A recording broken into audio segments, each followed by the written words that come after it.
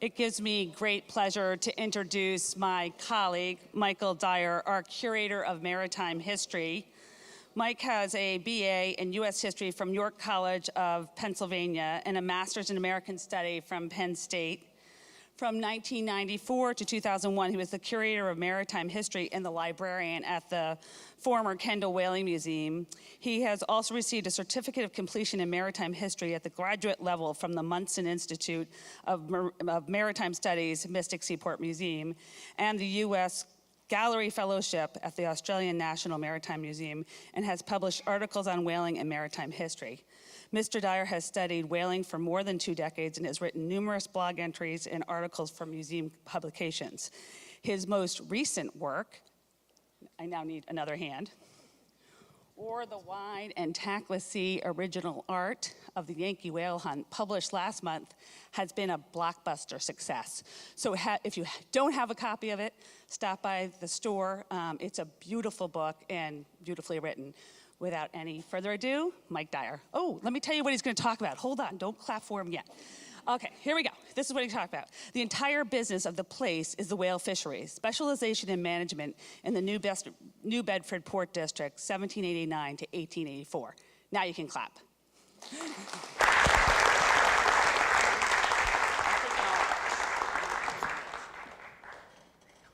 Thanks, Sarah.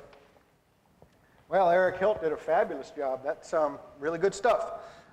Complex overview of the differences between the established investment system in whaling ports and corporations. It really has quite a lot to do with maritime culture and history, actually, and expertise. So it was a pretty great overview. I'm going to read to you a couple of, I think they're fairly significant documents that will really demonstrate this idea of specialization and management in the New Bedford Port District. You heard Eric say the words specialization and management repeatedly, and that is really significant. In January of 1846, the New Bedford whaling agent John Avery Parker was brokering oil for sale to one of his prime customers in New York City, the sperm oil and candle manufacturers Samuel Judd's Sons. Parker had a gauger who worked for him personally, William Phillips, who was said to know more about the American whale oil market than anyone alive. Phillips, like Parker, was born and raised in Westport, Massachusetts, right down the road, and relocated to New Bedford to pursue commercial opportunities in the larger seaport. Phillips, in addition to being Parker's gauger, was his accountant and office manager, sort of major domo, for many years before taking over the business after Parker's death in 1853. Parker, by the way, was the first millionaire in the history of New Bedford. I'm going to talk a little bit more about him. Gauging the liquid contents of oil casks today, which is a long-lost art, defined the ultimate fulfillment of the commercial whaling trade. So the gauger determined the quantity, quality, and type of oil as it came off the vessels onto the wharves, and the gauger's assessment determined whether or not a voyage was profitable. A gauger's assessment determined whether or not a voyage was profitable. Phillips was Parker's eyes and ears, and he wrote much of Parker's correspondence as well. Correspondence that provides great insights into the process of the whale oil trade. I call Parker's letter book the Rosetta Stone of the whale oil trade. It's 300 pages long, and every single sentence in it is fat with important meaning, and you'll get exactly what I'm talking about. I just selected this particular letter because it covers the New Bedford Port District. So this is January 19th, 1846. Messieurs Samuel Judd's Sons, gentlemen, and you got to pay attention. Since your Mr. Penniman left no transactions to our knowledge in sperm oil, though we understand over 91 cents that we understand over 91 cents was offered Gideon Davis for the Westport oil by some person in New Bedford on Saturday last, do not think he would sell even at 92 cents at present. He has been in the counting house several times, most likely to ascertain if you left any instructions with us. In fact, he asked us the question. So, okay, let's... Oh, by the way, before I go on with this letter, everybody familiar with this photograph? You would imagine that this photograph represents the success of the New Bedford whale fishery, yes? No. Why not? Peggy Medeiros gets the gold star. That is an unsuccessful whale fishery. But it gives you a sense, I'll explain that in a second. It gives you a sense of the scale. This is one photograph on one day at the tail end of the New Bedford whale fishery, and you can see the millions of gallons of sperm oil on the wharves. That oil is not being sold, so that's why this photograph does not represent a successful whale fishery. It represents a failing whale fishery. But I'll get onto that in a minute. I forgot I included that slide. Here he is, John Avery Parker, okay? He has been in our counting house several times, most likely to ascertain if you left any instructions with us. In fact, he asked the question. Ivory H. Bartlett has bought the oil at Falmouth at 90 cents cash to be delivered on Wednesday next. He states it is very handsome and that there is a sloop which will take it to New York without delay. The writer has talked with him about sending it to you and offered him the same you paid at Westport, which he declined. But it is rather our opinion he would sell it at 91 cents, though he does not offer it at that. The schooner Augusta is taking on board the oil at Fairhaven at 17 cents freight, but no vessel can be obtained to go to Westport, and if one could be had, the freight would be 30 to 40 cents per barrel. Alexander H. Seabury, it appears, labored under a mistake. He supposed that there would be 1,000 barrels at Westport, less than which it would be no object. And besides, he now states his schooner is too long. She would be unable to get into the harbor. Let's see, where are we here? Unless the wind was fair. We have said to Mr. Bartlett he had better send his clerk to Westport and endeavor to make some arrangement about the sloop there. So there's Westport Harbor. As there is very little chance to obtain a vessel here.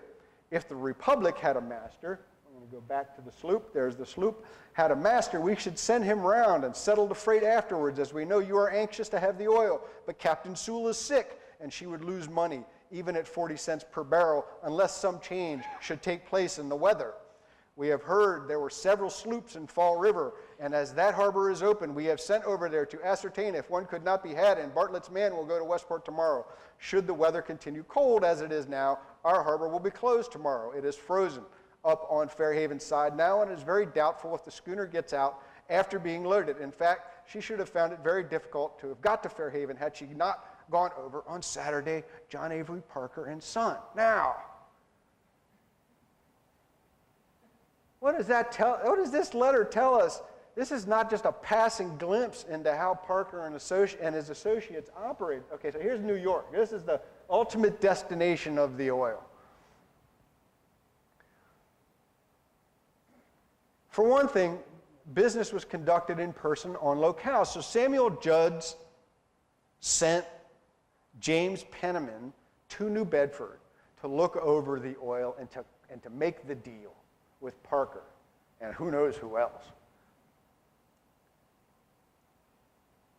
And later on, I'll read you another one of these letters. Phillips and a New Bedford gauger and an oil inspector, Abraham Delano, both traveled then to New York to personally inspect a cargo of oil. There's a schooner. So here's the kind of a schooner that they're talking about. These vessel types actually matter, you know. So here's a big sloop, right, outward bound down New Bedford Harbor, past the lighthouse, and you can see a big full rig ship is set up and ready to go. But Parker and Seabury, in addition to owning big ships, owned the delivery vessel too, right? So they had their own vessels that once all that oil has been gauged and figured out whether it is, they could ship it to the port themselves. Okay, so this letter firmly demonstrates the connections forged between whaling agents and sea captains in Fairhaven, New Bedford, Westport, Falmouth on Cape Cod, and even Fall River, and the degree of competition present in their attempts to get the best product to a customer in New York at the best price. The gauger's assessment of very handsome oil determined the price, and woe betide the agent who shipped oil of a quality other than how it was described, either in quality or quantity. So competition was stiff. Honesty, as far as the product was concerned, made the reputations of oil dealers. And if the oil was dark or smelly, it behooved the agent via his gauger. So it was the gauger's responsibility to pass that information along accurately, to describe it thus to a potential buyer. Dark or stinking oil was not necessarily a setback, as it had its uses. It was only a problem if it turned up unexpectedly when a contract was for sweet and handsome cargo of sperm oil and a cask of smelly whale oil or blackfish oil wound up in the cargo, and that actually happened. So we have a letter where Abner Seabury, who was Abraham Seabury's son, right? So here's Alexander Seabury. His son Abner was his sort of representative in New York, and he had to deal with this very problem where where one barrel of blackfish oil wound up in a cargo of sperm oil, and there was a big problem. There was a big stink, literally, about this, and so they had to rectify the situation, and the important thing to note, and you will go up into the Lagoda room here, I hope at some point, and look at the gauging exhibit there, because there's some important information in there about the tools that were used to inscribe information on the heads of casks, right? This is how business is done. This is how this economy worked. You had a guy who would scrape on the head of a cask, BFO, blackfish oil, or HM for head matter, spermaceti, or W for whale, right? These things mattered when that cargo came off and it came to be gauged, sold, or processed. So let's see, where was I here? All right, yeah. Mr. Delano's bulb. So here is one such example. I'm going to read another one of these long letters to you. Eric did a fabulous job as a teacher. As a curator, I've got to dump the primary source material directly on you, right? So you have to actually carry the weight yourself. I'm not going to do it for you the way he did. So, Mr. Hathaway of this place had 200 barrels and no objection is made. You had 300 barrels last spring and pronounced it good oil. Some few casks were also sold in Boston. We hear nothing, but it was satisfactory. Under the above circumstances, we would not think it necessary to say anything more about that lot and think you may try it over with safety.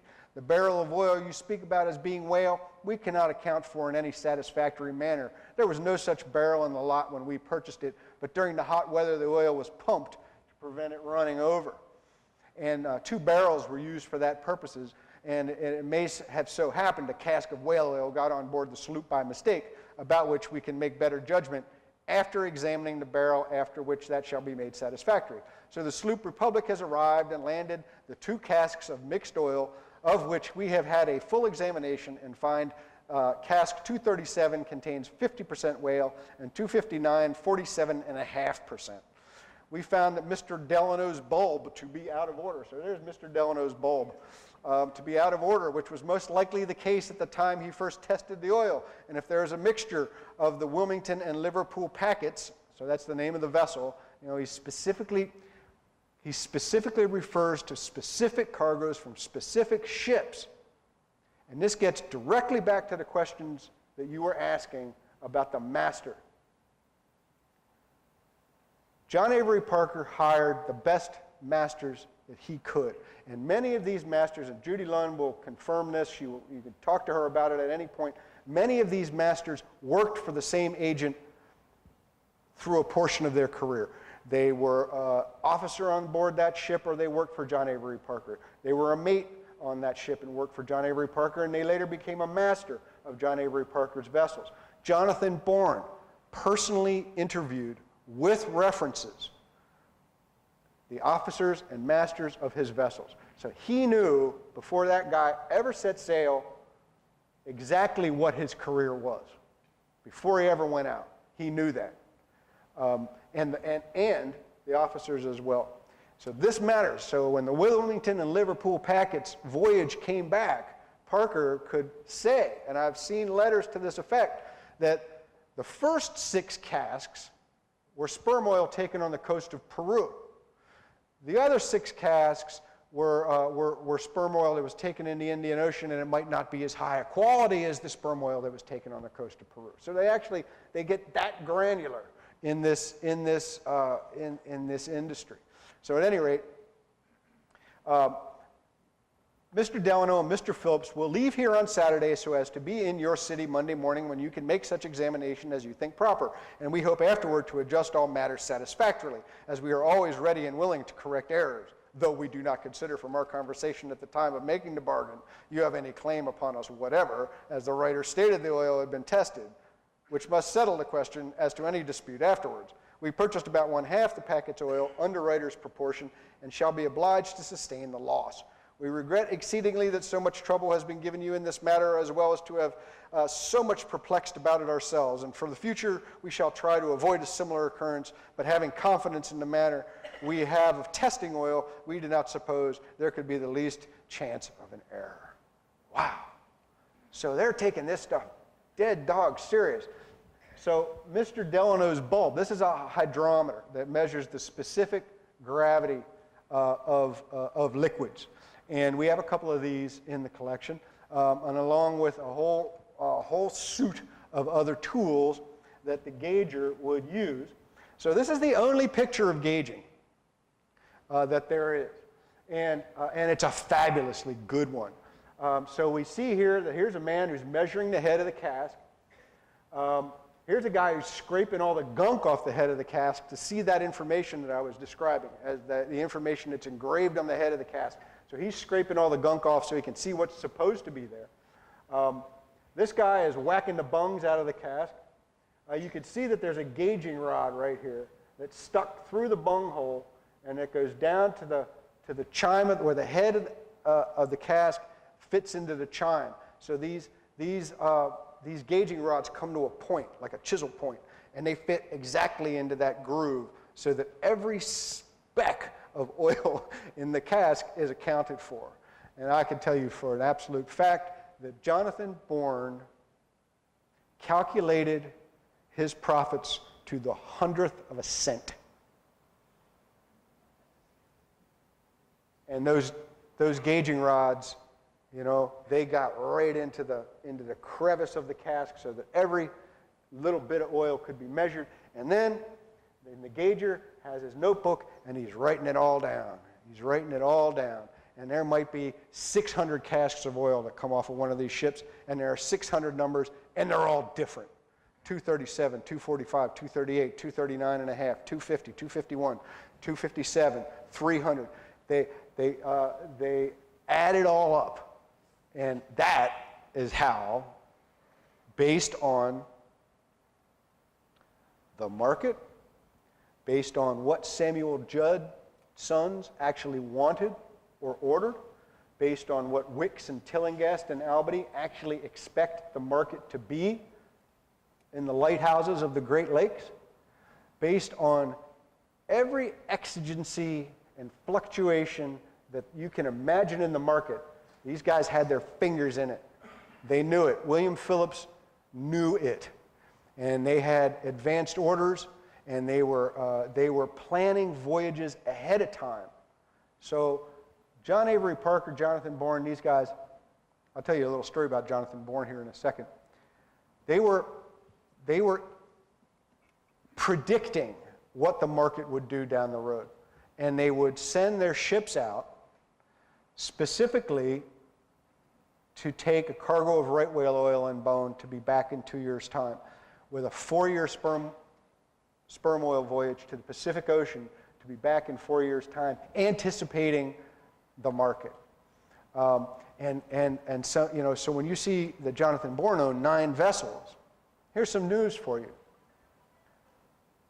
7 of Jonathan Bourne's vessels were right whalers. 2 were sperm whalers. New Bedford passed Nantucket eventually on the sperm oil trade, but initially on the whale oil trade. That might seem odd because, you know, sperm oil, this, that, and the other thing. You see, you know, Moby Dick, you see the sperm whale over the door. You see sperm whales on the front of the Standard Times. You know, the sperm whale is the sperm whale is the most valuable creature as far as the value of the oil is concerned. But it wasn't the most valuable creature as far as the market is concerned. Masses and masses of whale oil were sold through Jonathan Bourne and John Avery Parker and these New Bedford agents, and they would their ships would take sperm oil, sure, plenty of it. But if you look at Nantucket, you go through Starbuck's History of the American Whale Fishery, and you look at the Nantucket returns, sperm oil, sperm oil, sperm oil, sperm oil. They returned millions of gallons of sperm oil, and that was the top of the market. But New Bedford grew as fast as it grew on the backs of the whale oil trade. So at any rate, that's not going to get us to where we need to be here. That's a nice picture. I'll just leave that up there. You can look at that. So George Howland. So here's George Howland, right? We heard a little bit about George Howland earlier. So George Howland, you know, he's writing to the master of his ship, the Russo. The ship Russo is now ready to proceed to sea under thy command on her intended whale voyage, the object of which is a cargo of _clean white sperm oil. This may be affected by this is important, this may be affected by close attention and untiring perseverance on the part of thyself and officers, but on thy own exertions more particularly. I am convinced that a cargo of sperm oil may yet be procured in the Pacific Ocean within a reasonable time with reasonable exertions. Be very particular that the oil is made white, and by no means let it be browned or the least colored by trying. This is the kind of thing that is the difference between Poughkeepsie or Wiscasset or Wilmington and Fairhaven or Westport or New Bedford. The expertise that the agents demanded on the part of their masters and crews, and that the crews had, that these masters and crews actually brought to the industry. To make that, you know, to be very careful when trying out the oil to make clean white oil. So that's some pretty good-looking sperm oil there for lighting. So we saw this picture a little earlier. I'm not even 100% sure why this slide is here, but at any rate. So with oil available at Falmouth, Westport, and Fairhaven, each agent negotiated for the best price, considering how quickly and cheaply how they could get the oil to New York, given the weather conditions and the availability of a coastal craft. Fancy having your entire business hung up on whether the captain is too sick to actually sail your cargo. So, you know, you can't get that tractor trailer from Fairhaven to Bangor because the guy is too sick to drive, or the roads are too slick to drive on. So those are the same kind of conditions that these guys were dealing with. So when John Warner Barber described whaling as, quote, the entire business of this place in his 1835 Massachusetts Historical Collections, he accurately summarized how the region had developed. The field of operations was global, as we can see. The field of operations was global. However, some of the smaller ports like Westport, Marion, and Wareham tended toward shorter voyages to waters closer to home, like the North Atlantic, the Caribbean, and the Gulf of Mexico. A really good example, had Wilmington or Wiscasset not outfitted a sperm whaler to the Pacific Ocean, but outfitted 2 brigs to the Gulf of Mexico, they would have had a quick return of sperm oil and a quick return on their investment and could have built from there. And that's how it all started in colonial days from the get-go. Local cruises to the Hatteras grounds, to the Charleston grounds, to the western grounds off the Azores, to the Gulf of Mexico. Voyages to the eastern Arctic, also right whaling voyages, very early in the 18th century, sort of dropped off. And you didn't see it quite so much in the early 19th century. It picked up again later on as the bone trade developed in the 1850s and 60s. But they sort of dropped off. But after the War of 1812, the sperm fishery was the most valuable section, but it wasn't the only section. Right whaling remained a vital and perennially sustainable economic component to Yankee whaling. Right whalers were relatively inexpensive to outfit, voyages were shorter, markets were stable, and if the commodity was ultimately worth less than sperm oil, it was also easier to process and use for products like heavy lubrication, soap making, and outdoor burning, outdoor lighting. Right whales were the means to the ascendancy of the port of New Bedford, but so I've already talked a bit about that. Sperm whales were to be found in many oceans, but catching them was risky, expensive, and time-consuming. So how did the ports of the district function? How did New Bedford function as the center of the industry, and how did it all come to pass? The New Bedford Port District was and remains a highly specialized industrial center within the American maritime culture, and it spanned the eastern seaboard from Machias, Maine to New Orleans. The nuts and bolts of the Port District worked this way.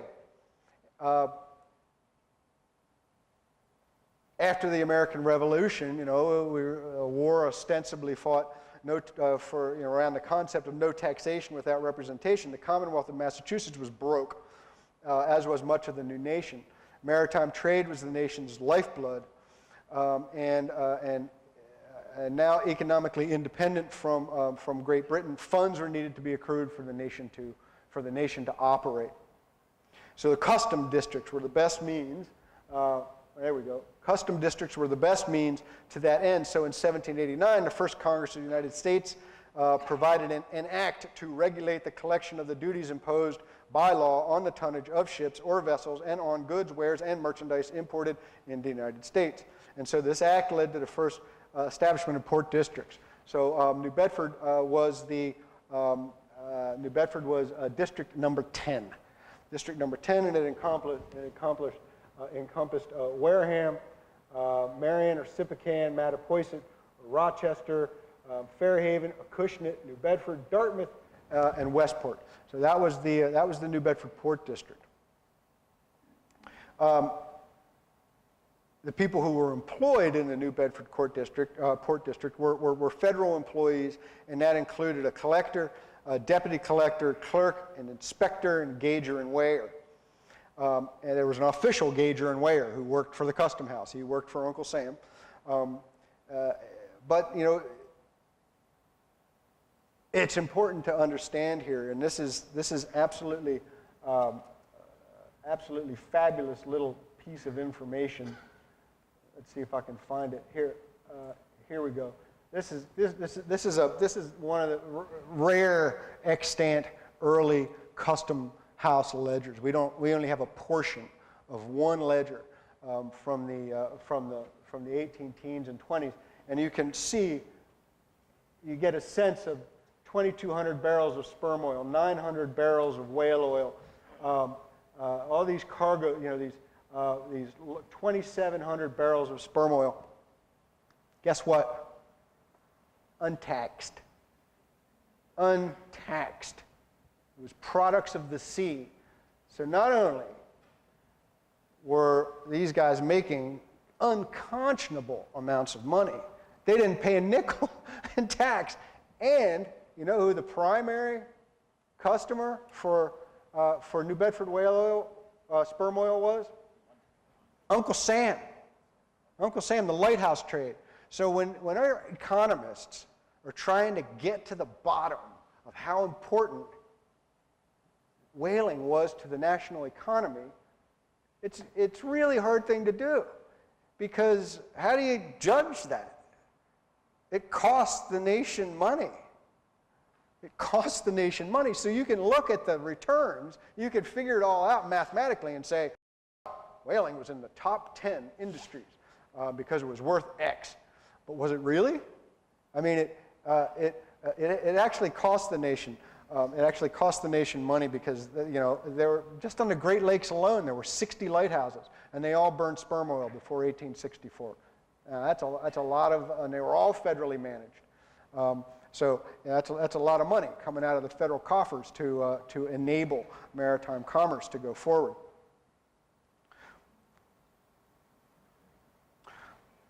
So there were 59 port districts nationwide, 20 of them in Massachusetts. In 1858, New Bedford was changed to District 14. That's just a little aside. It's not that important. But the ports other than New Bedford in the district were considered ports of delivery only. So what that means is that the vessels were registered at the Custom House in New Bedford.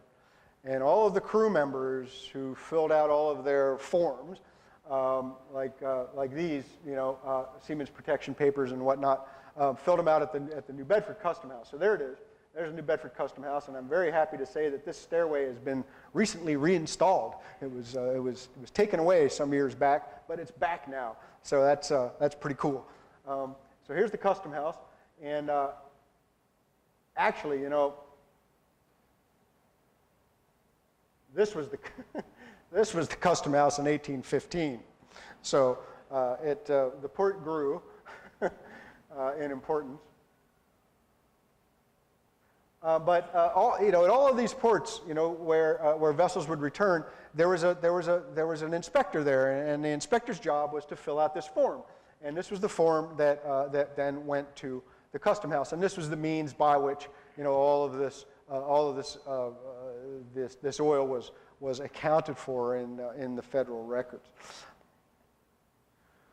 So here's a view of Westport Harbor. You had to actually pass through and up and around to Westport Point. And there's Alexander Corey's store. Alexander Corey was the inspector in New Bedford, in Westport, in addition to being a whaling agent and owner who sent vessels out. Westport did send ships out, large, you know, full rig ships and barks out on worldwide whaling voyages, but they also sent a lot of shorter sperm whaling voyages out to the Caribbean and the Gulf of Mexico. Rochester and Marion, famous shipbuilding port. The Sunbeam, for instance, was built in Mattapoisett. The Wanderer here, you know, this iconic ship that was wrecked, you know, and it was in 1924. It was built in Mattapoisett, and the Lapwing was built in Mattapoisett. But you know, it was a whaling port in its own right, and that, you know, the owners and builders of Mattapoisett vessels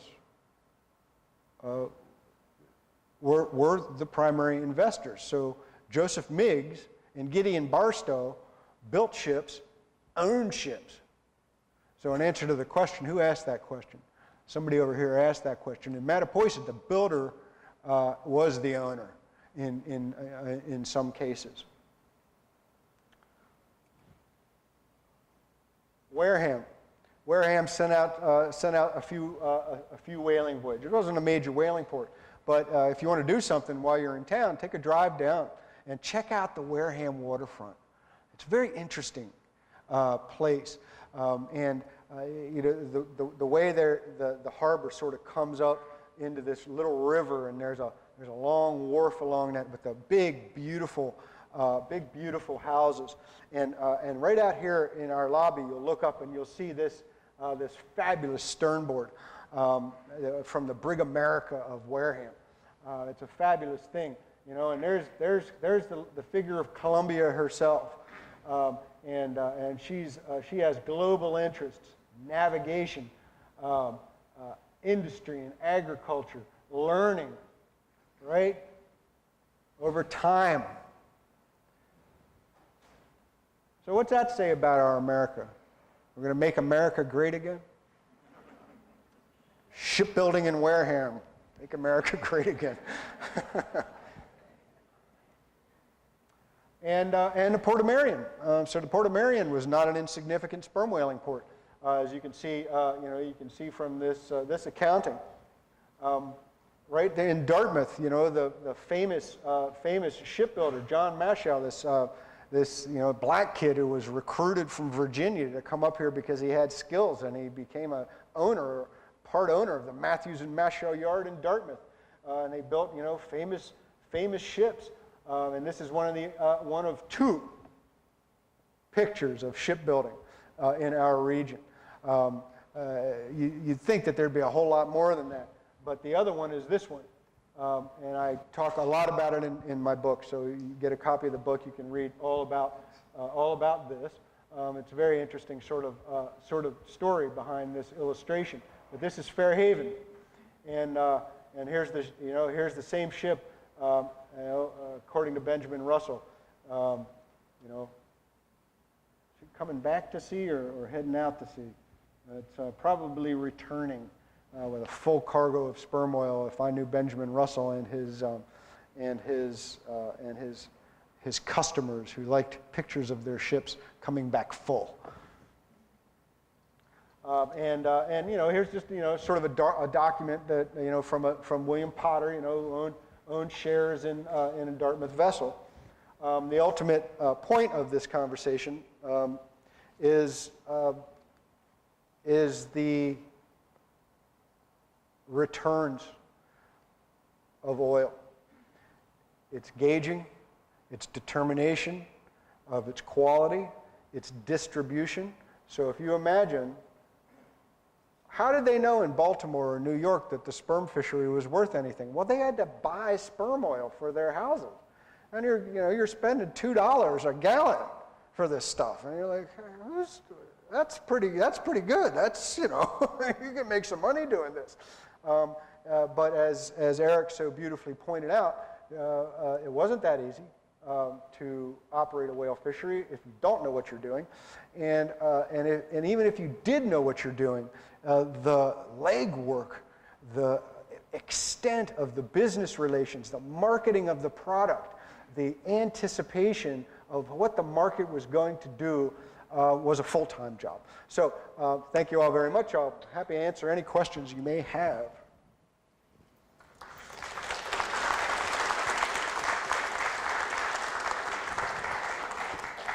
If you don't have any questions, that's fine. How volatile was the pricing of oil, and was there any way for them to hedge the price? Who's speaking? Right here. Oh, yes, sir. How volatile were the prices for oil, and were there any ways to hedge the price? It got volatile around the time of the Civil War. So what happened was need drove the market. But the Confederates, Raphael Semmes in particular, it was no accident.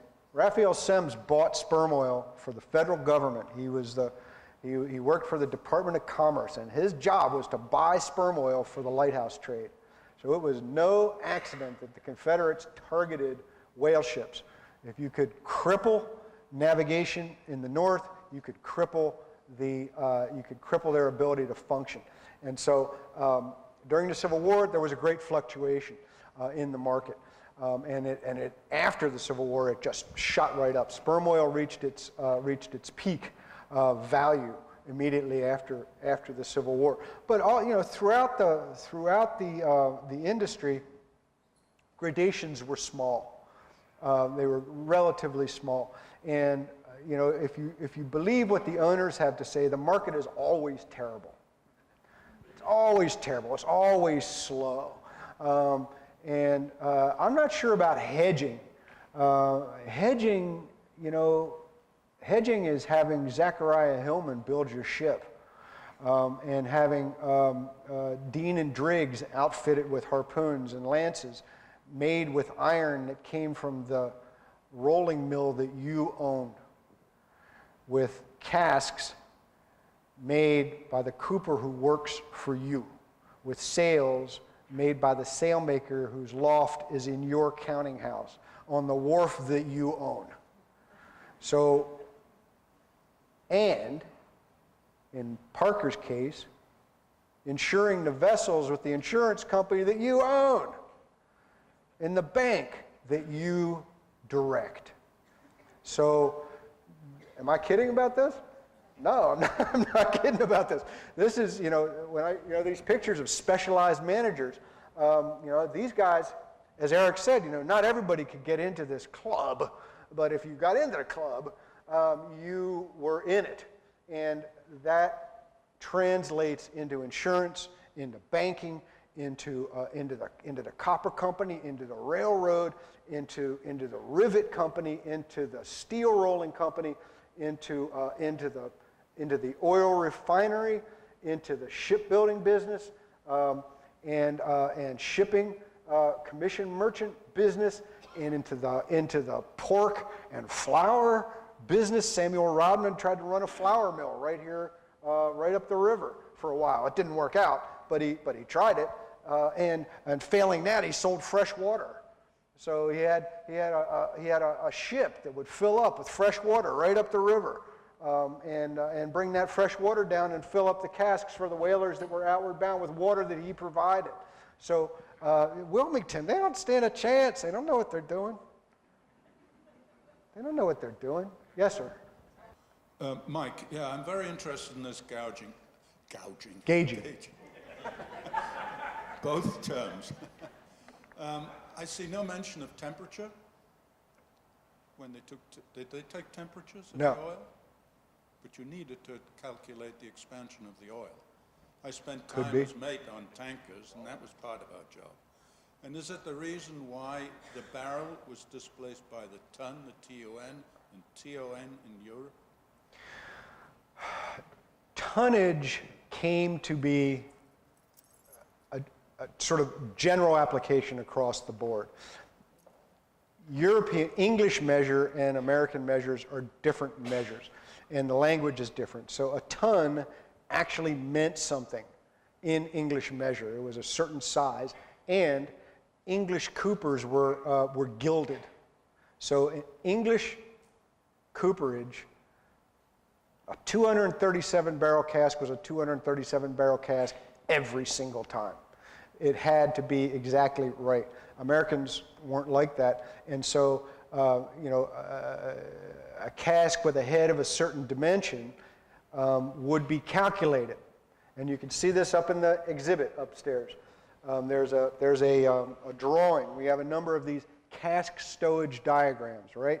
So a cask stowage diagram is a cross section of half the ship with circles drawn in with a compass and numbers that'll say something like 237 to 240, 50 to 65, and there are little circles and big circles, and then you take that half of the drawing and you double it, right? And you have the anticipated capacity for your ship. So before the vessel ever even sets sail, there's an anticipated calculation of the full amount of return for a cask. Does that help answer your question or no? A little bit, except the temperature bit. You get more oil on a hot day than on a cold day. Interesting. I do know that 10% of leakage was built into every voyage. I'll say that again. 10% of leakage was built into every whaling voyage. So 10% of the animals that were killed trickled away. But as far as the expansion goes, I don't know about that. I haven't seen anything about the temperature. I saw a number of entries in whaling logs that there was concerns about whale barrels sitting on the dock in a warm port, like in Africa or That concern was about the shrinkage in the casks and the oil leaking out. So you don't, that was a different concern, but yeah. Just looking at that picture on the screen, the size of that cask, is that a 237 like you just mentioned? Yeah, that's a big one. What's the ton? 200 gallons. 200 gallons, is that standard? Is that a standard size? There cask? was no standard size. Oh, there were none. There was no standard size. And was it sold by the ton or by the gallon? By the gallon. And what was the going rate for a gallon back then? It varied over time. So 30 cents, sperm oil was 90.5 cents. And you know, the market fluctuated periodically. Thank you. Yep. Was there any recourse if somebody didn't like the measurement that the bulb suggested, thought maybe the person either was on the take or mistaken? They sent the gauger down. I mean, that's what the whole letter was all about. You know, the recourse was, we will make good on this. But we didn't make any mistake. But we'll make good on it. But it wasn't our fault. But, you know, we'll try to rectify it, but we didn't do anything wrong. But I'll send my guy down because his bulb was out of order to recheck and see. So it was very, it's sort of interesting. Recourse, the recourse was honesty and integrity and your willingness to keep your customers. I don't know of lawsuits. I don't know. Maybe somebody else in the audience may have delved into this a little bit, whether there was ever any legal action over a mistaken cargo of whale oil or sperm oil.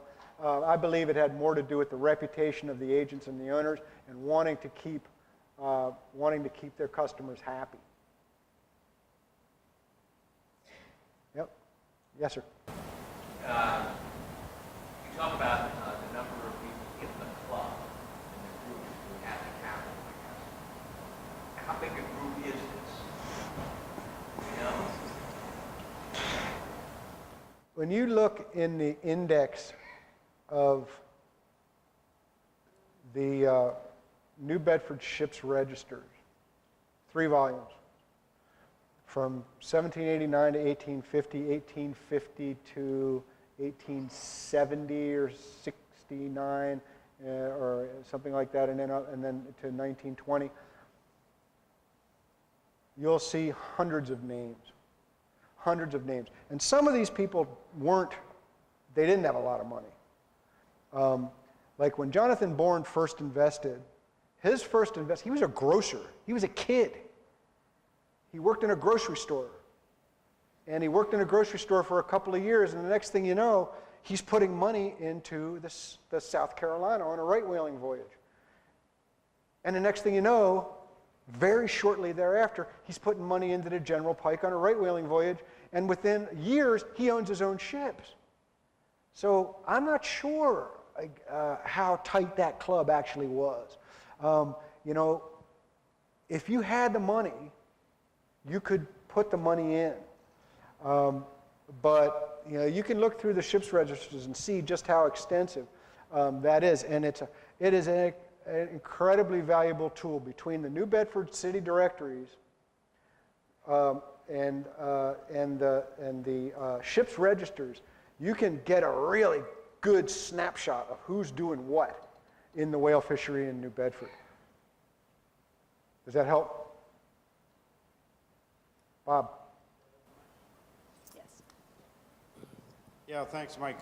A couple of observations. One, I think it'd be this would be the perfect venue for an experiment on the effects of temperature on the density of sperm oil.